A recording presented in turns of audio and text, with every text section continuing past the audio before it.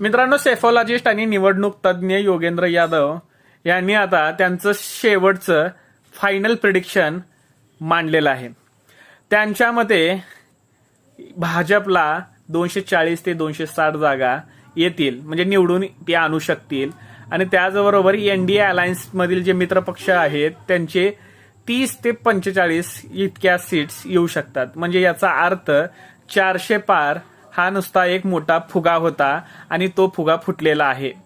आणि त्याचबरोबर हे सांगत असताना त्यांनी म्हणलं की काँग्रेसच्या 100 तर इंडिया अलायन्सच्या 135 म्हणजे जवळजवळ 235 ते 40 जागा ह्या काँग्रेसच्या येऊ शकतात.